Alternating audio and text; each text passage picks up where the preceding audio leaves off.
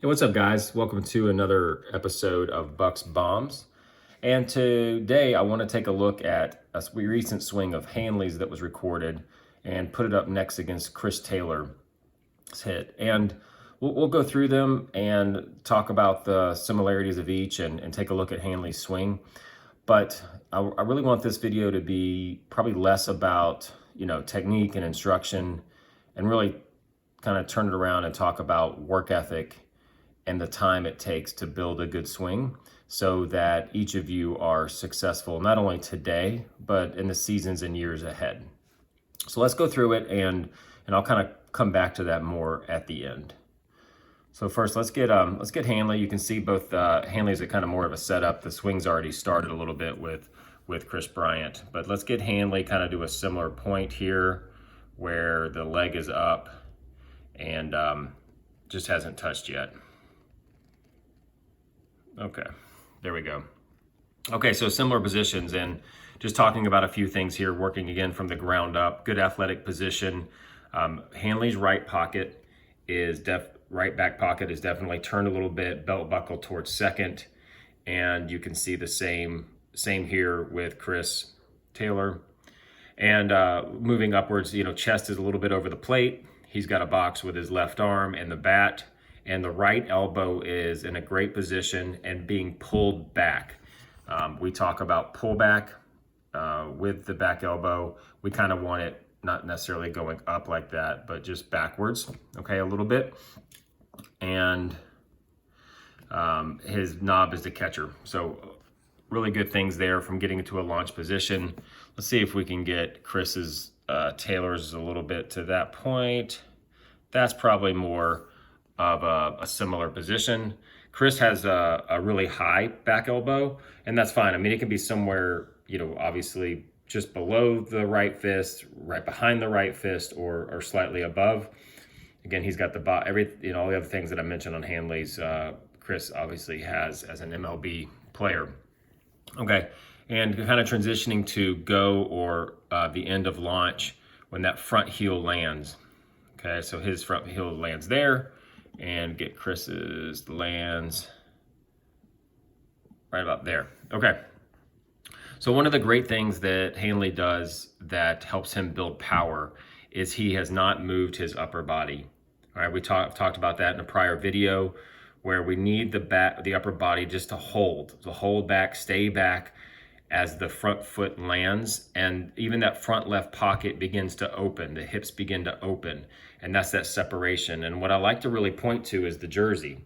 Okay, you can see Chris Taylor's jersey here. That is like wringing a towel, where his left hip is opening and his upper right body has stayed back.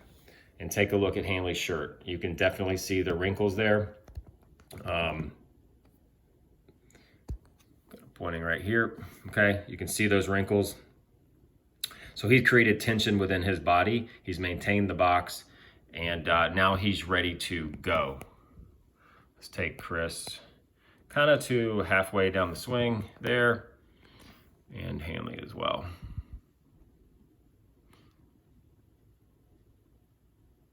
Okay, just taking a look again, Hanley's right knee is beginning to work towards his left. His front leg is beginning to straighten. He has done an incredible job of keeping that box maintained. And I'll mention one other thing. The path of Hanley's bat is he's got this rock here, but then the bat actually goes back. The bat works backwards. And so that's important. I think as players are growing up, they want to throw their hands at the ball. They want the bat to get out. For it to pick up the most amount of speed, it actually works back first and then drops into the slot. And so you can see he's keeping it tight to his right bicep and has maintained that box. Same as Chris Taylor over here, right knee working to left knee. Chris's eyes are down on the ball, and bat is by his right bicep. Box is still maintained. So let's go to impact for Hanley, right there, and Chris Taylor. Okay, So just looking at impact, Chris's definitely the lower body the knee has definitely worked closer to the left. The left leg is straight, providing kind of a wall for which the body can kind of hit and turn against. And he's got this impact position where he's not at full extension. We're not at full extension at impact. That'd be kind of like punching something and hitting it at the end of your punch would not be that powerful. You'd want to hit something kind of 3/4 of the way through your punch. That way, and then you punch through it. And that's the same with batting. You want to hit that ball right before full extension and then extend through it, and that's how you generate power. And then again, looking at Hanley, he's definitely gotten into his left side with his lower body, and he has a similar arm setup with his left and right arm. He's just not at full extension yet at impact, and that's perfect, and his head's down on the ball.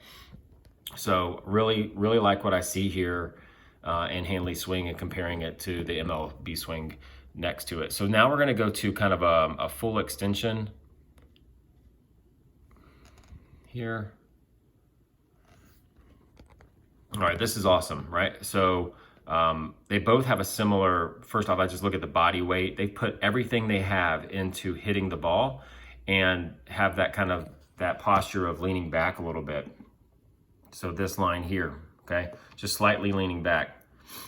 And then the other thing that's really important is just this full extension of the bat. Full extension. They've, again,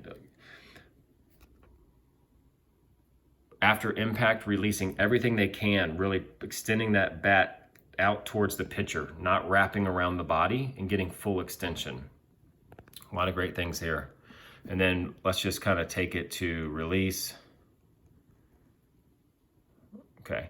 I will tell you, I think this ball on Chris Taylor was inside. If you look at it, he was connected, and really his bat speed was able to make sure that he got into that inside ball and then there. So you see, he's a little jammed, but because of his technique and his power, he was able to hit that. Pretty sure that probably went to left field as a really good hit. All right, so there's how we finished. I would say that I haven't looked at a lot of Chris Taylor's swings. I bet that's not his normal finish. I think he fought that one off and did so successfully.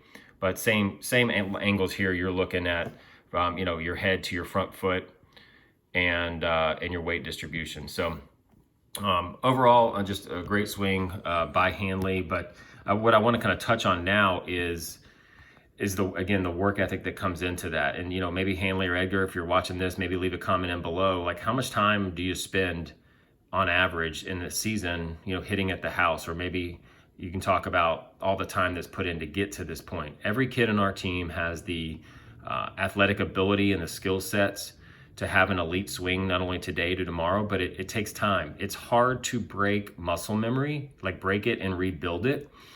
But you're at a fantastic age, each of you on this team, to do so. You are kind of have the intellect now and the smarts to understand how to swing. Each of you are growing and kind of getting stronger. And you're at a point now where it is easier to break, any areas of opportunity down and rebuild it. Every year that goes on past this, it just becomes harder. I know what a golf swing should look like. I just can't do it because A, I don't put enough time in, but B, it's hard. It's harder after you've done something a long time the wrong way.